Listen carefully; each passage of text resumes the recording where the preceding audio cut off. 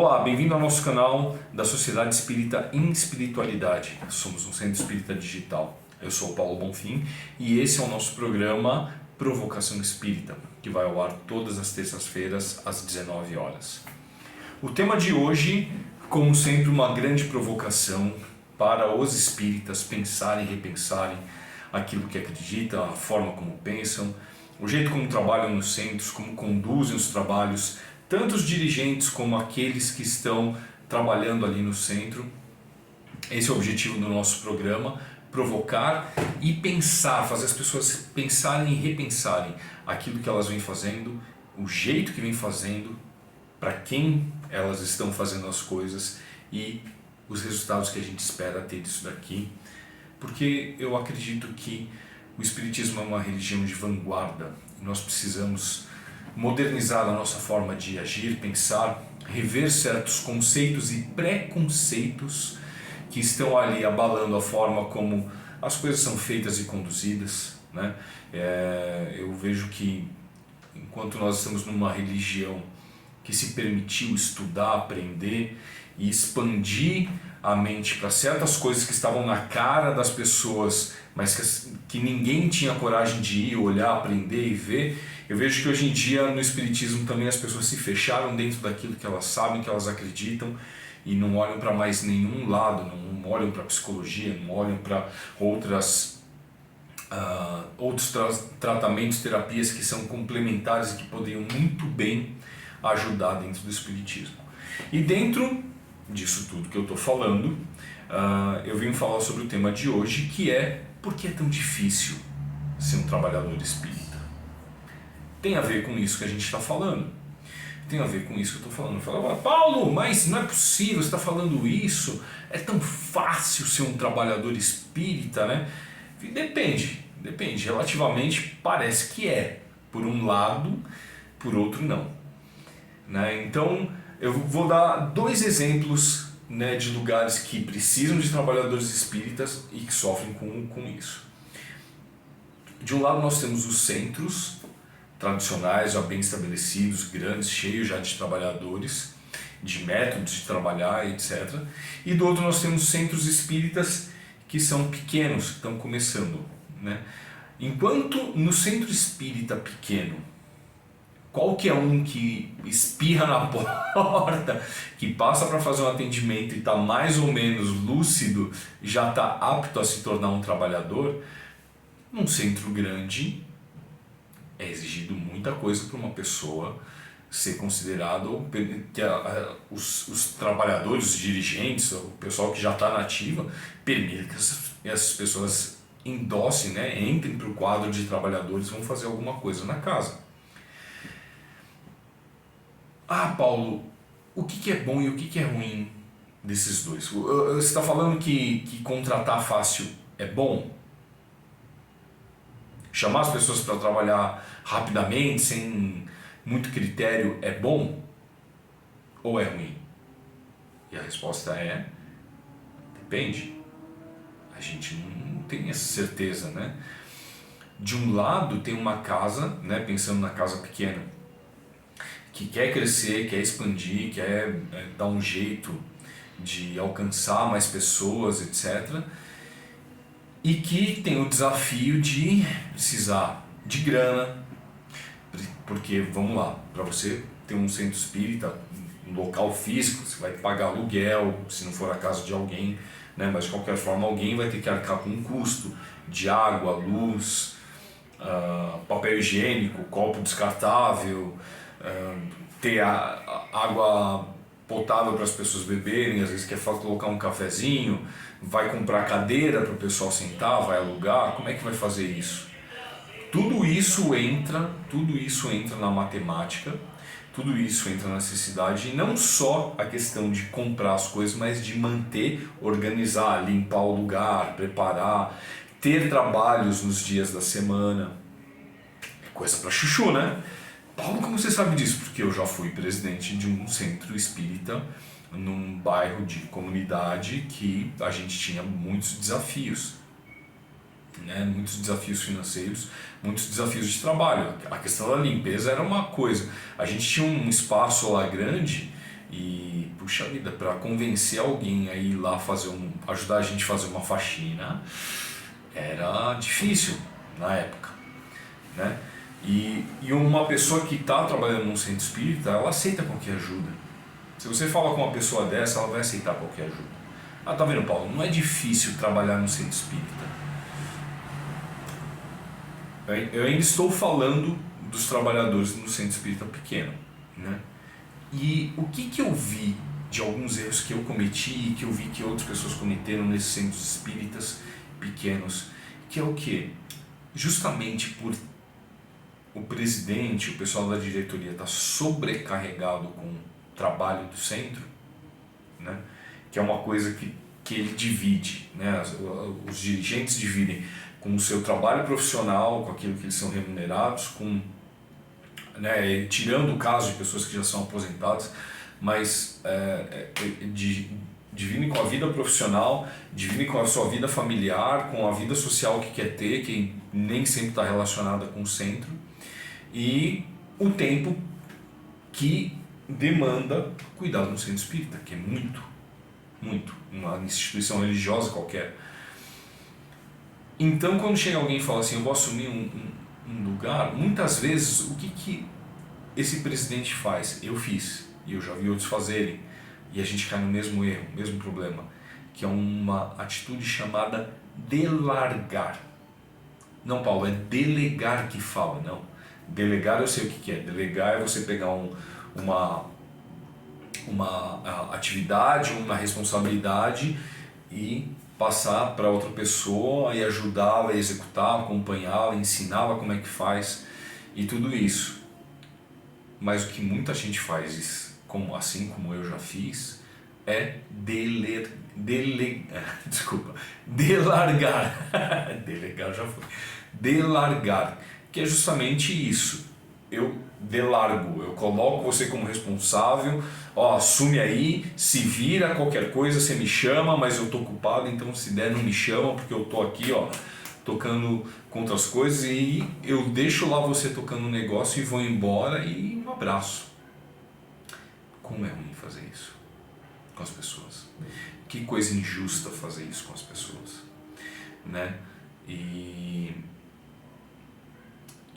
eu vejo que é injusto por quê? Porque se torna difícil ser trabalhador do centro dessa forma. Quando você, muitas vezes, né, não tem experiência, nunca trabalhou num centro, nunca fez uma atividade ali, você só se dispôs a fazer um serviço, a dispor de algumas horas, ou você está querendo estar mais próximo, né, as pessoas às vezes estão querendo estar mais próximas por gratidão, porque passaram por um tratamento ali, se sentiram melhor e acharam que poderiam de alguma forma contribuir, pagar de volta, né, o que receberam, né, e se veem de repente sobrecarregados com um monte de responsabilidades, um monte de coisas, problemas que muitas vezes elas não sabem lidar e acabam desistindo. E pensam, eu não quero mais trabalhar no centro. Por quê? Porque trabalhar no centro é ruim, é cheio de coisa, o pessoal te entope de coisa, te larga lá. Trabalhar no centro é isso?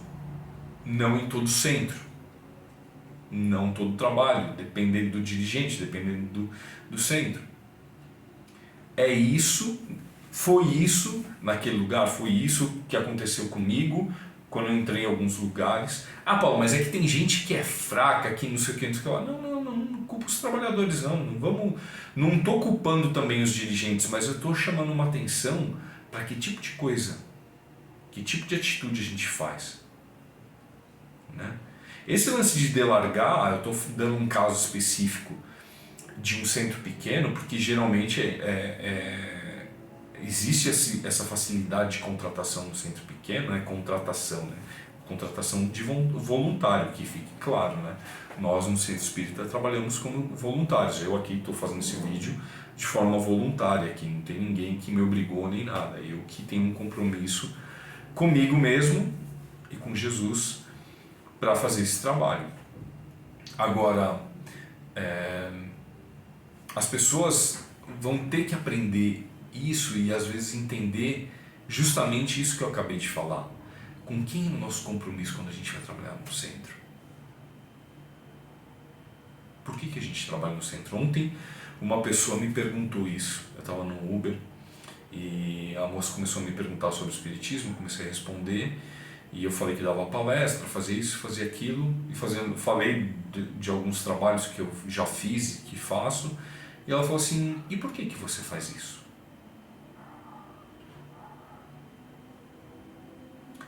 Eu falei, moça, eu faço porque eu posso, eu gosto e eu sinto que é minha missão, eu sinto um chamado para fazer isso.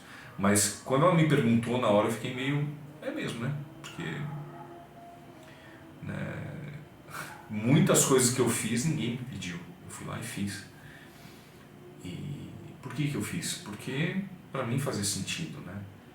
Não tem nada de egoísta nisso, não tem nada de egoísta nisso, ao contrário. Né? Mas você fez porque você se sentiu bem. Sim, eu senti bem, mas não me senti bem sozinho.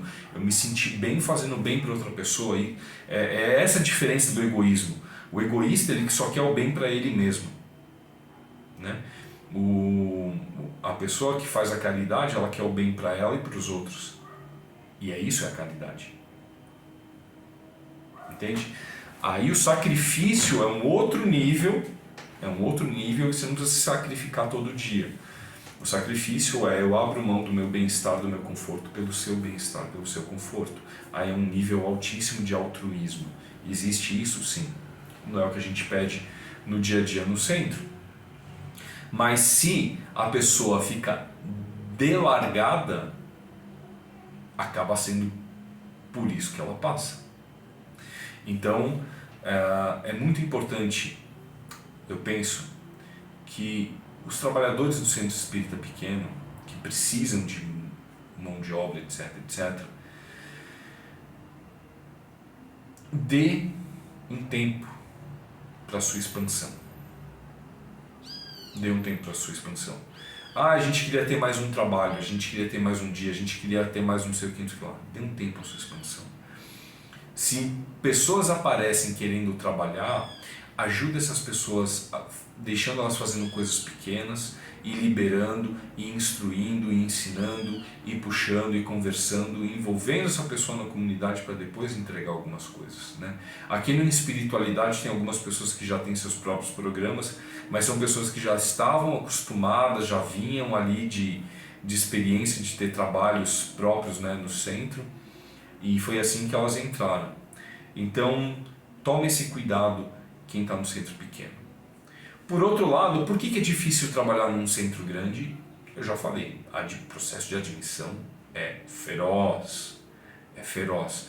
Eu me lembro de ter ido num centro, eu já dou palestras há muitos anos, e já dei palestras em vários lugares e tal, e eu fui conhecer um centro espírita grande, que já aqui em São Paulo, que já me falaram muito, que ele é maravilhoso, que etc. É grande, tem um monte de trabalhador e um monte de coisa. Eu fui lá e realmente é um centro gigantesco, maravilhoso. E eu me lembro que eu fui passar com alguns trabalhadores e falei assim, olha, adorei o centro de vocês, né, muito legal.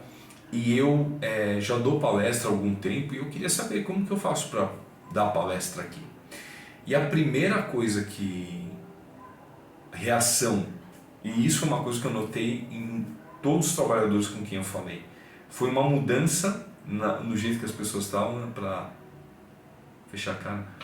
Mas você já frequenta a casa? Eu falei, não, aqui é a primeira vez que eu estou vindo, eu tô vendo, gostei bastante. Mas você já fez? Porque assim, aqui a gente só dá palestra quem trabalha na casa, quem estudou na casa, quem tem curso na casa, e não pode de outro jeito, etc, etc, etc, porque não serve. E a pessoa já botou uma pedra em cima, já botou olha, você não faz parte do nosso clube, você não é bem-vindo. Não, Paulo, mas não me disseram que você não é bem-vindo, mas a pessoa já acabou de dizer assim, olha, a gente não quer trabalhador que nem você. É essa a mensagem que está sendo passada. Como isso poderia ter sido dito de uma forma diferente? mesmo que tenha alguma coisa do tipo assim, olha, a gente prefere que seja pessoas que façam curso aqui. Como isso poderia ter sido dito de um jeito que fosse convidativo e não que repelisse quem está querendo participar? A pessoa não poderia ter dito para mim, puxa vida, Paulo, que legal, que bom, você já dá palestra, já tem experiência, ótimo. A gente tem um curso aqui que eu tenho certeza que você fazendo, você vai tirar de letra então, e logo mais você pode entrar para o nosso quadro de palestrantes.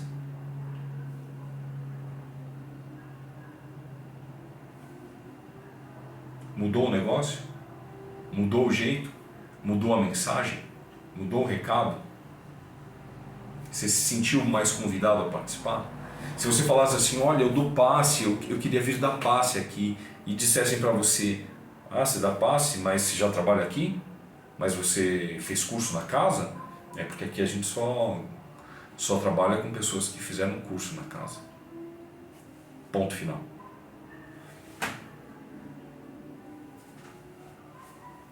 São as pessoas que estão presas no estatuto, presas na ordem, presas na limitação. E aí, qual que é o grande lance que eu vejo nesses centros grandes que tem esse tipo de postura?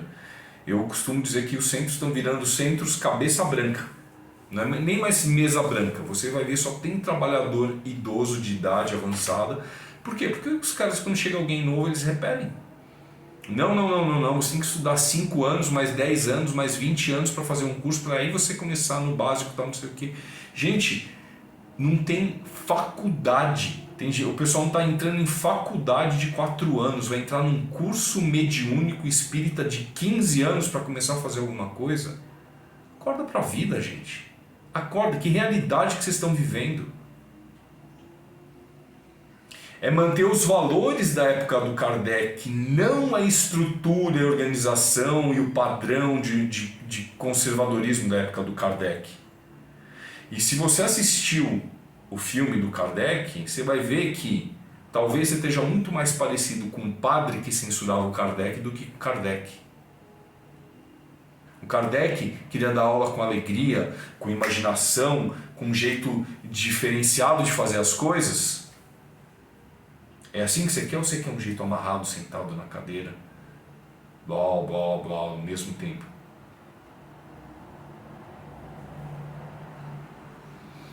Só olhando a mesma coisa, só vendo do mesmo jeito. Tem que ser um tempo.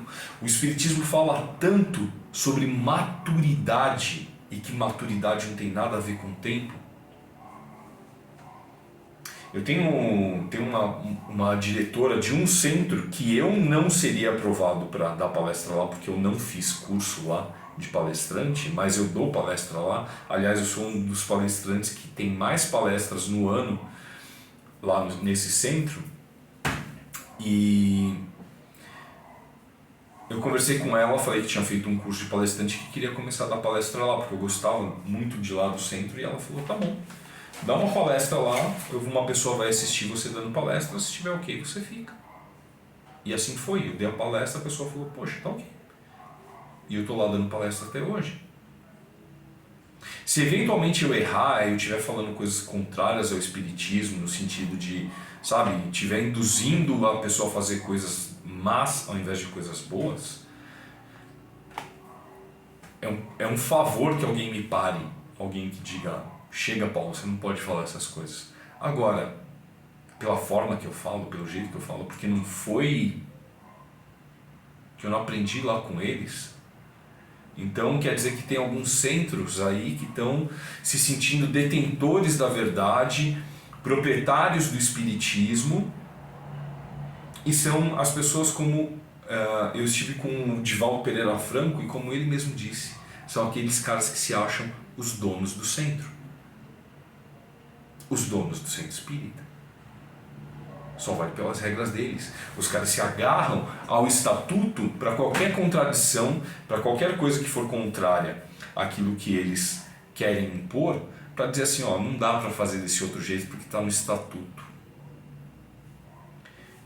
E a minha dica para qualquer pessoa cujo estatuto seja falho, cujo estatuto esteja prendendo o progresso contra, quando o estatuto de um centro espírita estiver restringindo o progresso, o desenvolvimento, a liberdade, o crescimento dos indivíduos e só estiver favorecendo sempre as mesmas coisas, rasga esse estatuto. Rasga, queima ele. E escreve um novo. Escreve um que traga consciência. Escreva um que faça com que essas pessoas que seguram o poder a unha e dente não tenham mais lugar. Porque essas pessoas estão dizendo assim, ó, se não for a gente que faz, quem vai fazer? Todo mundo que tem vontade de fazer que vocês afastaram. Com seu egoísmo, com seu orgulho, com a sua hipocrisia. Vocês têm muito amor no coração. Eu tenho certeza que sim. Vocês têm muita boa vontade, eu tenho certeza que sim. Mas vocês não estão enxergando o mal que fazem. Vocês não estão tomando consciência dos problemas que vocês causam. Vocês estão ignorando as pessoas de boa vontade. Vocês estão desconsiderando o legado negativo que vocês estão carregando para o Espiritismo. E talvez vocês não entendam a própria natureza de vocês e o motivo pelo qual vocês querem tanto estar aonde estão. Orgulho, vaidade e às vezes até algo mais. Eu tive com um palestrante, assistindo uma palestra dele, André Luiz Peixinho, lá na Mansão do Caminho. E ele falou sobre um caso de um cara que ele havia reencarnado diversas vezes na Igreja Católica. Sempre que ele reencarnava, ele se tornava alguém muito importante dentro da Igreja Católica e tudo que ele fazia era causar problemas para as pessoas lá dentro. Coisas, atitudes, posturas que só faziam queimar o filme, prejudicar a imagem da Igreja Católica. Por quê?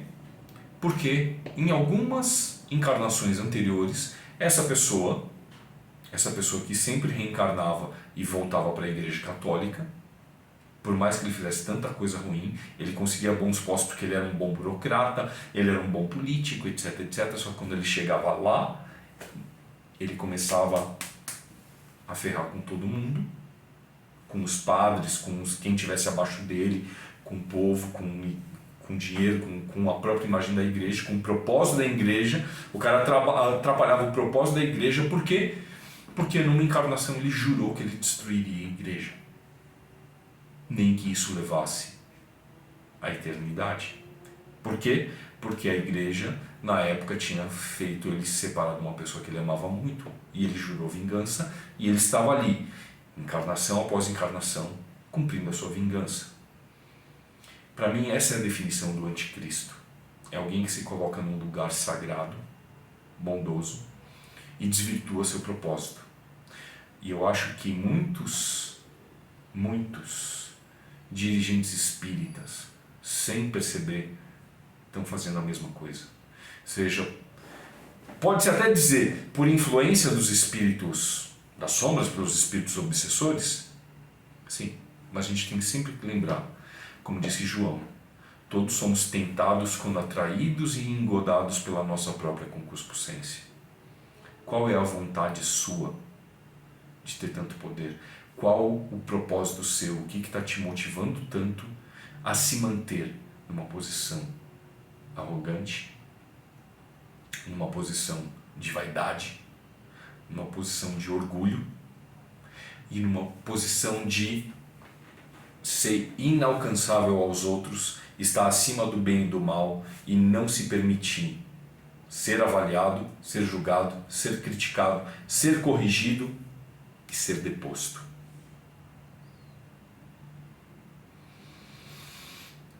Espíritas, nosso compromisso é com Jesus. Se aquilo que estamos fazendo faz mal para as pessoas, nós devemos parar de fazer. Nós devemos nos sentar no banquinho novamente e ir lá para trás. Quando a gente ouve histórias de pessoas como o Divaldo contando o que tem acontecido no plano espiritual, o tanto de dirigentes espíritas que estão retornando, E ao invés de chegar lá na frente saudado, ser saudados, aplaudidos pelo trabalho que fizeram, estão indo parar direto em zonas de umbral, ou sendo tratados em lugares especiais porque eles não admitem o mal que fizeram. É hora de uma mudança. E essa mudança tem que ser em cima e embaixo. As pessoas que estão embaixo têm que começar a assumir seu papel e buscar conquistar, buscar tirar. Se no centro que você frequenta o seu presidente é um tirano, dá um jeito de tirar ele de lá. Se o centro que você frequenta, o seu presidente, a sua diretoria é corrupta, engana, atrapalha os trabalhadores, não quer o progresso, quer sempre ficar fechada, tudo às escuras, dificultar o trabalho daqueles que estão ali, deponha esse pessoal e assuma uma diretoria que seja transparente, clara, bondosa, verdadeira, que tenha amor, inclusive por esses diretores afastados, e os ajude a, caso eles queiram, entrar num tratamento que eles precisam para mudar a consciência. Porque o fascínio domina todos. E quanto mais alto se está, mais suscetível está esse fascínio. E se essas pessoas não estão conseguindo por si só, principalmente pelo engodo da sua concupiscência, pelo engano que a vontade própria de poder leva as pessoas, se elas não estão conseguindo abandonar esse projeto próprio de poder, nós temos dever de tirá-las de lá. Radical isso, né? Mas essa é a provocação de hoje. Nós temos que facilitar o trabalho das pessoas de bem. Nós temos que facilitar a chegada de pessoas que queiram fazer coisas melhores. Nós temos que tirar o velho para dar espaço ao novo. E o novo sempre vem. O progresso sempre é um arrasto. Divaldo me falou uma coisa muito interessante. Ele disse: continua fazendo o teu trabalho, eles vão morrer. Você continua. Eu digo mesmo a você: continua fazendo o teu trabalho, continua se esforçando, persevera em nome de Deus, em nome de Jesus Cristo. Persevera no bem, persevera na boa vontade. Não roga mal para essas pessoas, mas roga o bem, roga para que elas tenham consciência, roga para que elas vejam finalmente aquilo de errado que elas estão fazendo, se arrependam e tomem o caminho que seja melhor. Combinado? Espero que essa mensagem tenha chacoalhado um pouco você, mexido em algumas convicções ou te reforçado algumas outras, e que você leve essa conversa adiante, leve essa discussão adiante, leve essa provocação para mais lugares, para que a gente possa pensar e repensar naquilo que a gente tem de missão enquanto espíritas nessa terra, nesse plano, nessa época da humanidade. Combinado? Muito obrigado pela sua atenção. Se você gostou, deixa sua curtida. Se você ainda não está inscrito, se inscreve no nosso canal. E se você acha que esse vídeo vai provocar alguém a pensar algumas coisas bem legais, compartilha com essa pessoa. Tá ok? Um grande abraço e até o nosso próximo Provocação Espírita. Tchau, tchau.